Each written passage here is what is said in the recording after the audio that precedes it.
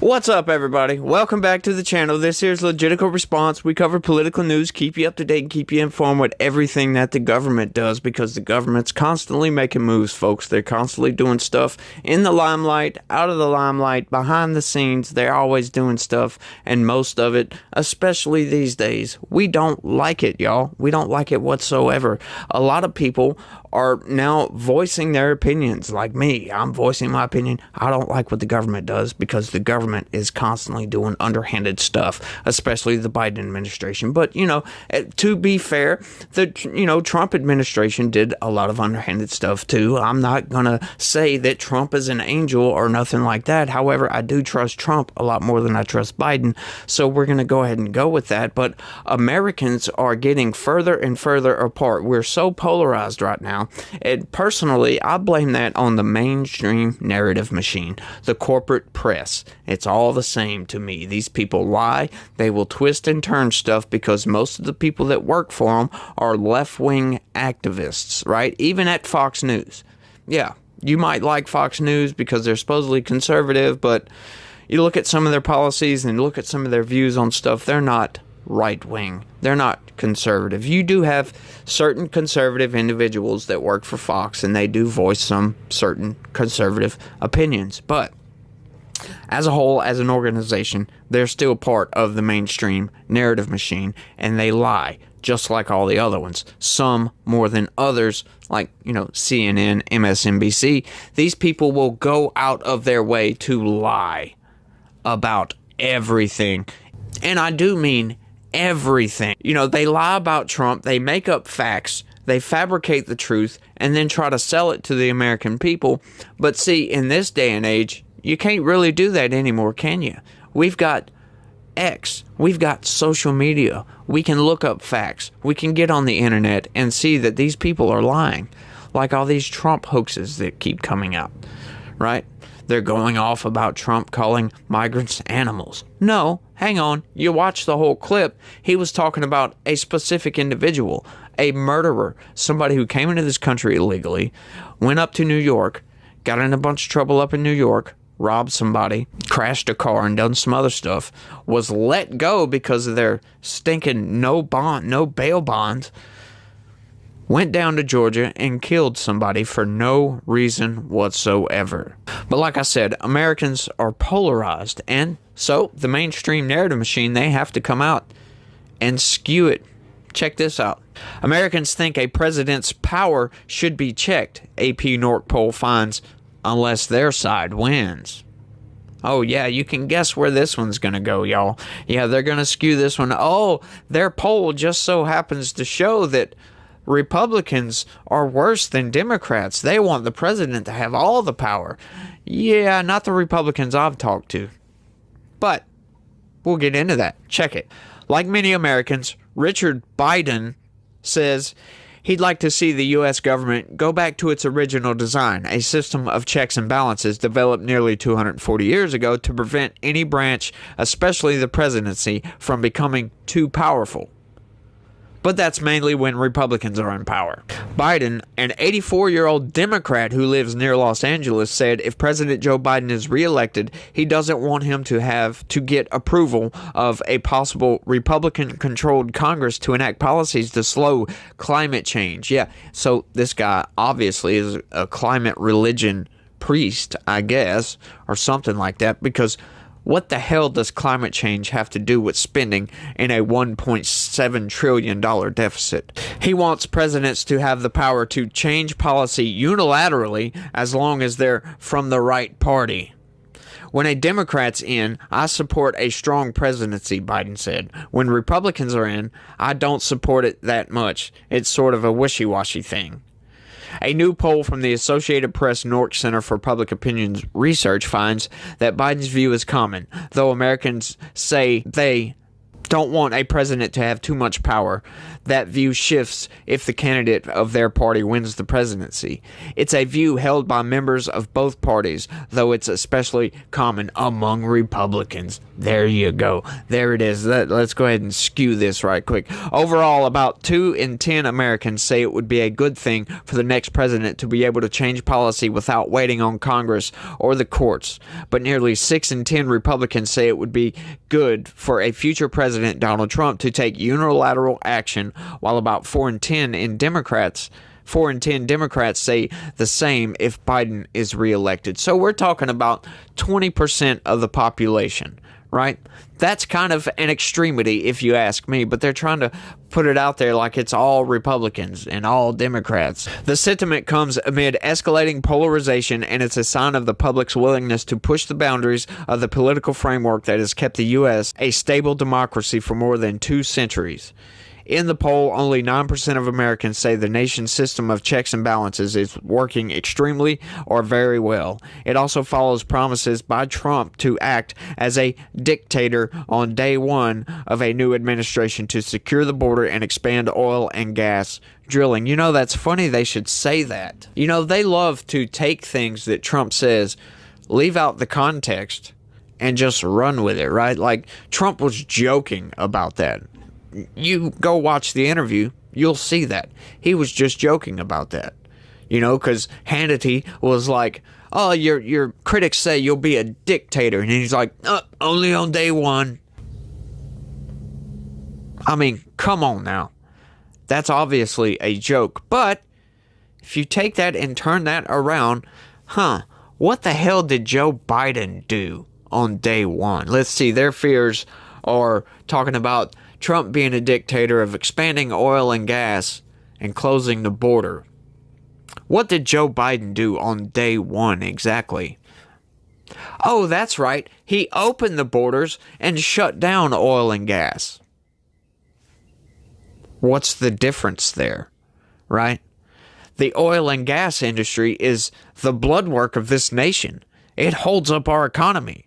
For the most part, it's a very big sector of our economy, the oil and gas. Our entire civilization runs off of fossil fuels, and these people want to shut it down. These climate zealots and all these other people, they just want to shut it down. They want to skew things. So this poll is talking about 20% of the population think that only their party should have the power, right? But that's not what the majority of Americans think, right?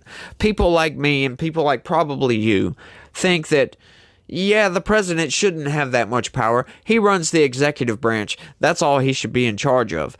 That he should be in charge of executing the laws that Congress enacts, right? So Congress makes up the rules, and the executive branch enforces those rules. That's how it should go. You know, the president shouldn't have the power to do anything. It should only enforce what Congress enacts. That's my opinion, because Congress is the people's government arm. So the people rule the government in this country, or they're supposed to. However, you look at the Biden administration, and it has worked more like an authoritarian regime than any other administration in this country's history. Like I said, trying to shut down oil and gas, trying to force people to buy electric vehicles instead of gas-powered vehicles, right? Opening up the border, forcing criminal aliens to come into your neighborhoods and live and take up your resources, right?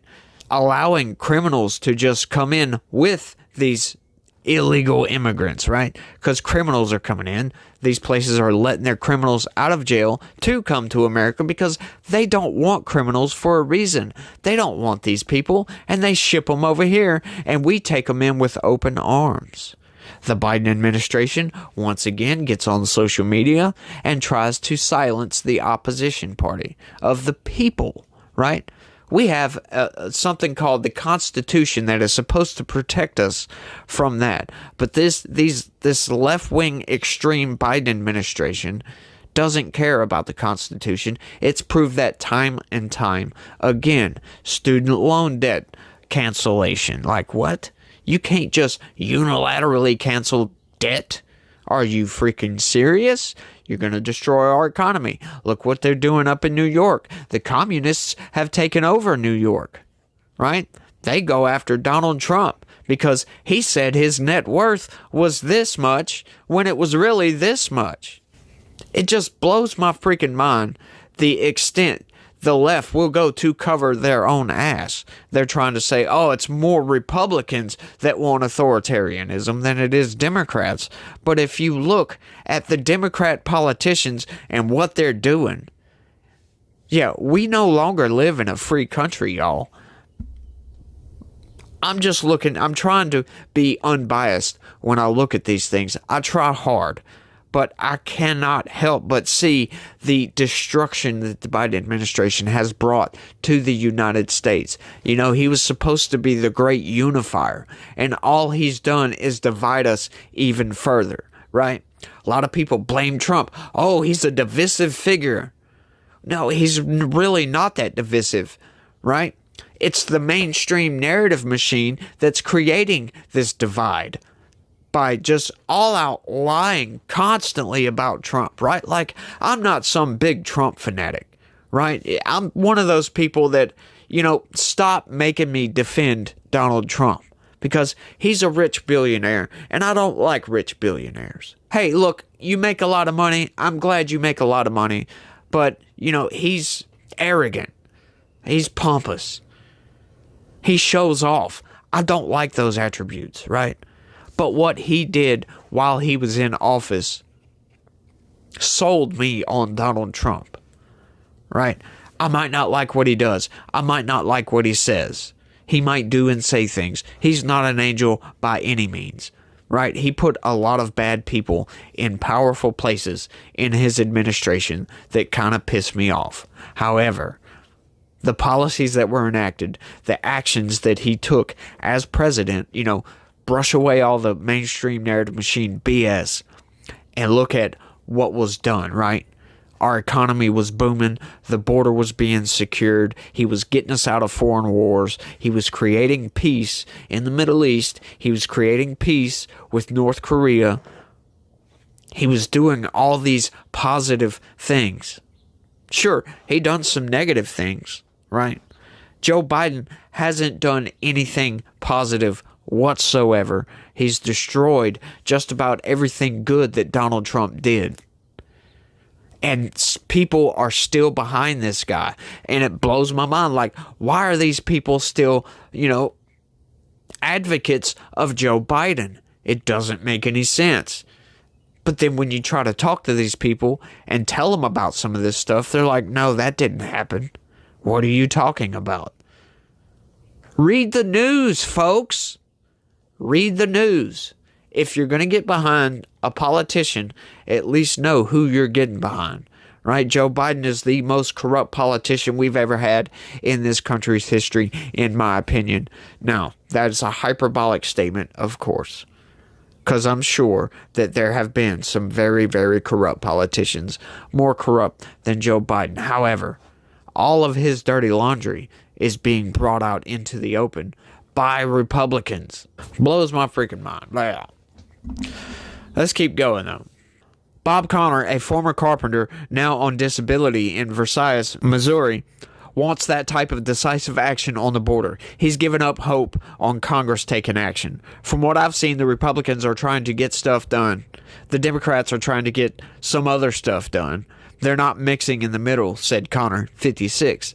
We're not getting anywhere. He blames the influx of migrants on Biden, unilaterally revoking some of Trump's own unilateral border security policies when he took office. Yeah, there is criticisms to some of that. You could make a few criticisms about Trump's border policies, right? Like some of the splitting it up of the families and all this other stuff. You know, that's not good.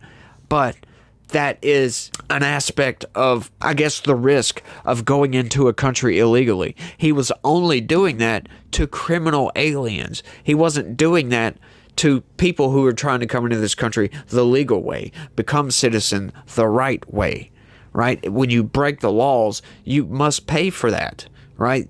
There are consequences to breaking laws. But the mainstream narrative machine tried to lie to everybody and tried to tell everybody, oh, he's putting kids in cages and all this, when the Obama administration started that. But these people don't pay that close attention to it, so they don't know it, right? And then all the Democrats get out there and start yelling and screaming and create a fuss that makes national news, right? None of this crap made national news when Obama was the president, right?